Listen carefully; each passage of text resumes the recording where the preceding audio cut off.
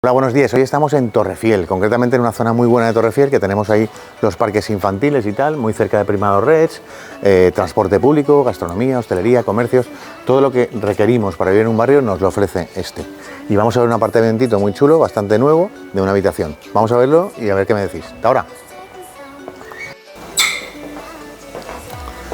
Bueno, pues ya estamos en este apartamentito muy cuco, y vamos a empezar a verlo. Bueno, el apartamento es pequeño, pero es muy funcional y muy cómodo. Aquí tenemos la cocina con el salón, cocina abierta. Tenemos lavadora, tenemos horno, tenemos vitrocerámica, tenemos campana extractora y hay hueco para poner lavavajillas, ¿vale? Los muebles se van, se quedan a gusto del consumidor, ¿vale? Y seguimos por aquí. Aquí está la nevera. Aquí tenemos un balcón corrido que da desde el saloncito, cocina, hasta la habitación. Y luego terminamos ahí. Luego lo vemos mejor.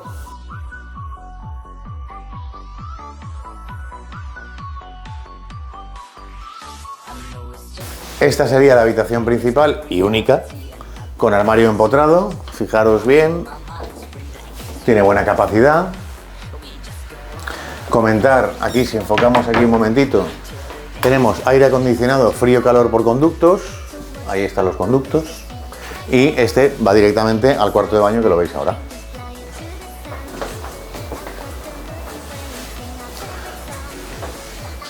Vale, y yo me voy al balcón y terminamos aquí.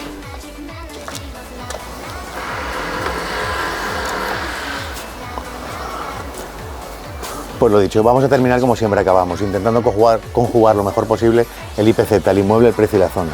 El inmueble sobre 60 y algo metros construidos, salón comedor, cocina abierta, habitación doble, armario empotrado, cuarto de baño completo, cocina equipada, aire acondicionado frío-calor, portal sin barreras arquitectónicas, posibilidad de garaje, no lo tenemos claro, garaje hay en el edificio, si hay alguna plaza libre o en alquiler o en venta.